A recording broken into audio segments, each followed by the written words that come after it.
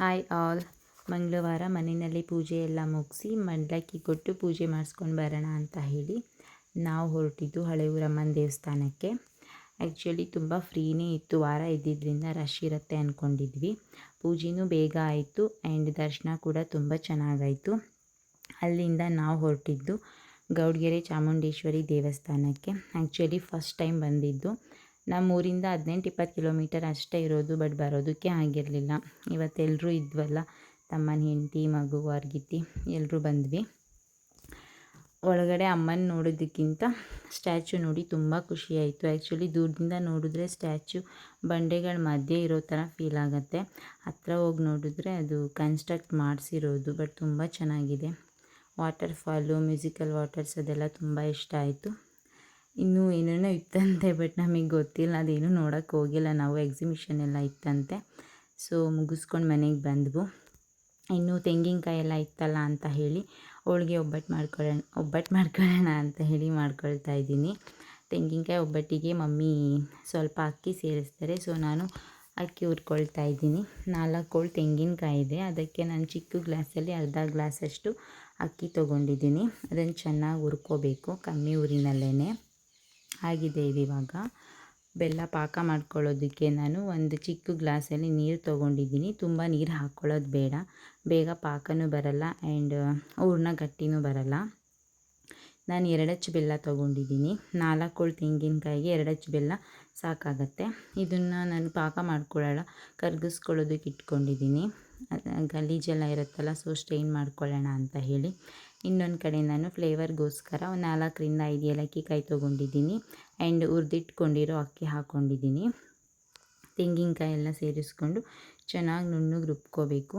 ನೀರೆಲ್ಲ ಹಾಕೋದೇನು ಬೇಡ, ಎಷ್ಟು ನುಣ್ಣಗೆ ಸಾಧ್ಯನೋ ಅಷ್ಟು ನುಣ್ಣಗೆ ರುಬ್ಕೋಬೇಕಾಗತ್ತೆ. ಇದಾಗಿದೆ. ಇವಾಗ ಬೆಲ್ಲನೂ ಕರಗಿದೆ.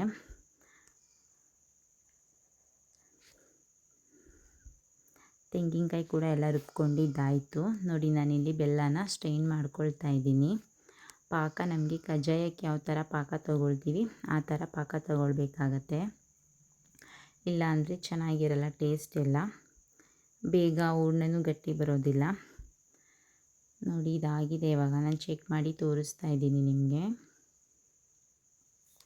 ಬಂದಿದೆ ಇದು. ಇವಾಗ ನಾನು ಇದಕ್ಕೆ ಪೇಸ್ಟ್ ಮಾಡ್ಕೊಂಡಿರೋ ತೆಂಗಿನಕಾಯಿನ ಸೇರಿಸ್ಕೊಳ್ತಾ ಇದ್ದೀನಿ. ಸೇರಿಸ್ಕೊಂಡು ಆದಷ್ಟು ದಪ್ಪ ತೆಳದ ಪಾತ್ರೆ ತೊಗೊಳ್ಳಿ. ಚೆನ್ನಾಗಿ ತಿರುಗಿಸ್ಕೋಬೇಕಾಗತ್ತೆ. ನೀವು ತುಂಬ ನೀರು ಹಾಕೋದ್ರಿಂದ ಜಾಸ್ತಿ ಹೊತ್ತು ತೊಗೊಬಿಡುತ್ತೆ. ಎಷ್ಟು ಬೇಕೋ ಅಷ್ಟೇ ಹಾಕ್ಕೊಂಡು ಮಾಡ್ಕೊಳ್ಳೋದ್ರಿಂದ ಬೇಗನೂ ಪಾಕ ಬರುತ್ತೆ, ಹೂರ್ಣನೂ ಚೆನ್ನಾಗಿರುತ್ತೆ. ಅಕ್ಕಿ ಹಾಕಿರೋದ್ರಿಂದ ತುಂಬ ಚೆನ್ನಾಗಿ ಬರುತ್ತೆ. ಈ ಥರ ಉಂಡೆ ಬಂದರೆ ಹೂರ್ಣ ಆಗಿದೆ ಅಂತ ಹೇಳಿ. ನಾನು ಮಂಗಳವಾರ ನೈಟ್ ಇದನ್ನು ರೆಡಿ ಮಾಡಿಕೊಂಡೆ. ಇನ್ನು ಬುಧವಾರ ತಮ್ಮನ ಹೆಂಡ್ತಿನ ಊರಿಗೆ ಬಿಟ್ಟು ಬರೋದಿತ್ತು. ಸೊ ಹಂಗಾಗಿ ಬೇಗ ಇದು ಕೆಲಸಗಳೆಲ್ಲ ಮುಗಿಸ್ಕೊಂಡು ಒಬ್ಬಟ್ಟು ಮಾಡ್ಕೊಳ್ಳೋಣ ಅಂತ ನಾನಿಲ್ಲಿ ಚಿರೋಟಿ ರವೆ ತೊಗೊಂಡಿದ್ದೀನಿ. ಅರ್ಧ ಚಿರೋಟಿ, ಅರ್ಧ ಮೈದಾ ಹಾಕ್ಕೊಳ್ತೀನಿ ಕನಕಕ್ಕೆ. ಇದನ್ನು ಸ್ವಲ್ಪ ನೀರು ಹಾಕಿ ಚಿರೋಟಿ ರವೆನ ಸ್ವಲ್ಪ ಹೊತ್ತು ನೆನೆಯಾಗಿ ಬಿಡೋಣ. ಇದಾಗಿದೆ. ಇವಾಗ ಇದಕ್ಕೆ ಇನ್ನರ್ಧದಷ್ಟು ಮೈದಾ ಸೇರಿಸ್ಕೊಂಡು ಕಲರ್ಗೋಸ್ಕರ ನಾನಿಲ್ಲಿ ಅರಿಶಿನದ ಪುಡಿ ಸೇರಿಸ್ಕೊಳ್ತಾ ಇದ್ದೀನಿ. ಅರಿಶಿನ ಹಾಕ್ಕೊಂಡು ಮಾಡ್ಕೊಳ್ಳೋದ್ರಿಂದ ಸ್ವಲ್ಪ ಕಲರ್ ಚೆನ್ನಾಗಿರುತ್ತೆ ಅಂತ. ಬೇಳೆ ಒಬ್ಬಟ್ಟಿಗೆಲ್ಲ ಯಾವ ಥರ ಕಲಿಸ್ಕೊಳ್ತೀವೋ ಸೊ ಇದಕ್ಕೂ ಹಾಗೆ ಕಲಿಸ್ಕೊಳ್ಳೋದು. ರೆಡಿ ಆಗಿದೆ ನೋಡಿ ಇವಾಗ ಇದು. ಇದನ್ನು ಸ್ವಲ್ಪ ಹೊತ್ತು ನೆನೆಯಕ್ಕೆ ಇಡೋಣ. ಇನ್ನೊಂದು ಕಡೆ ನಾನಿಲ್ಲಿ ಉಂಡೆ ಮಾಡ್ಕೊಳ್ತಾ ಇದ್ದೀನಿ. ತುಂಬ ಚೆನ್ನಾಗಿ ಬಂದಿತ್ತು.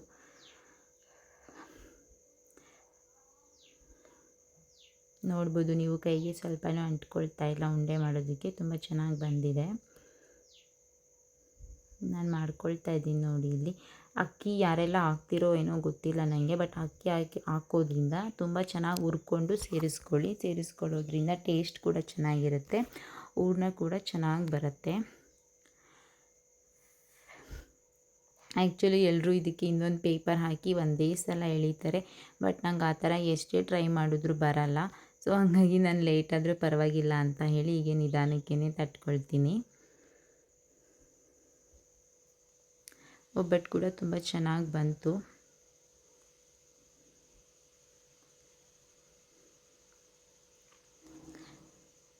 ಕಾಯಿ ಒಬ್ಬಟ್ಟು ತುಂಬ ತೆಳುವಾಗಿದ್ರೇ ಚೆನ್ನಾಗಿರುತ್ತೆ. ನೋಡಿ, ಇದಾಗಿದೆ. ಇವಾಗ ನೋಡ್ತಾ ಇದ್ದೀರಾ, ತುಂಬ ಚೆನ್ನಾಗಿ ಬಂದಿತ್ತು. ಸೊ ಮಧ್ಯಾಹ್ನ ಊಟ ಎಲ್ಲ ಮುಗಿಸ್ಕೊಂಡು ನಮ್ಮ ಹೆಂಡ್ತಿನ ಬಿಟ್ಟು ಬರಬೇಕಿತ್ತಲ್ಲ, ಸೊ ಹಂಗಾಗಿ ಅವ್ರಿಗೆ ಕುಂಕುಮ ಕೊಡ್ತಾಯಿದ್ದೀನಿ. ಆ್ಯಕ್ಚುಲಿ ನಂಗೆ ಇನ್ನೂ ಒಂದು ವಾರ ಇರಿಸ್ಕೊಳ್ಬೇಕಂತ ಇಷ್ಟ ಇತ್ತು, ಬಟ್ ಅವಳಿಗೆ ಗುರುವಾರ ವ್ಯಾಕ್ಸಿನ್ ಇದೆ ಅಂತ ಅಂಗನವಾಡಿಯಿಂದ ಕಾಲ್ ಮಾಡ್ತಾಯಿದ್ರು. ಮಂಗಳವಾರನೇ ಬನ್ನಿ ಅಂತ ಹೇಳಿದರು, ಇಲ್ಲಿದ್ದರಿಂದ ಹೋಗೋಕ್ಕಾಗಲಿಲ್ಲ. ಸೊ ಇನ್ನು ಗುರುವಾರನಾದರೂ ಹಾಕಿಸ್ಕೊಳ್ಳಿ ಅಂತ ಹೇಳಿ ಕಳಿಸ್ತಾ ಇದ್ದೀನಿ. ನನಗಂತೂ ಪರ್ಸ್ನಲಿ ಹೆಣ್ಮಕ್ಳಂದರೆ ತುಂಬ ಇಷ್ಟ. ಒಂದು ವಾರದಿಂದ ಮನೆ ಒಂಥರ ಚೆನ್ನಾಗಿ ಅನಿಸ್ತಿತ್ತು, ಇವತ್ತಿಂದ ಖಾಲಿ ಖಾಲಿ ಅನಿಸುತ್ತೆ. ನಮ್ಮ ಮನೆಯವ್ರಿಗೆ ಬಳೆ ತರೋದು ಬೇಡ ಪಾಪಗಂತ ಹೇಳಿದ್ದೆ, ಆದರೂ ಅವ್ರು ತಂದಿದ್ರು, ಇನ್ನೇನು ತಂದಿದ್ದಾರಲ್ಲ ಅಂತ ಹಾಕ್ಕೊಟ್ಟೆ.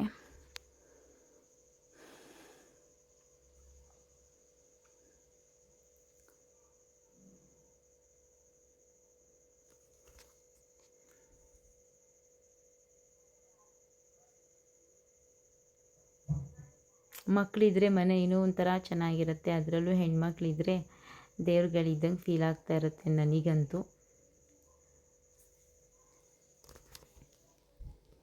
ನಮ್ಮಮ್ಮ ತಮ್ಮ ಎಲ್ಲ ಯಾವಾಗ ಕರ್ಕೊಂಡು ಬರ್ತೀಯಾ ಹಂಗೂ ಅವ್ರು ನೋಡೋಕ್ಕೆ ಕೂಡ ಮಧ್ಯದಲ್ಲಿ ಒಂದು ಸಲ ಬಂದು ಹೋಗಿದ್ರು.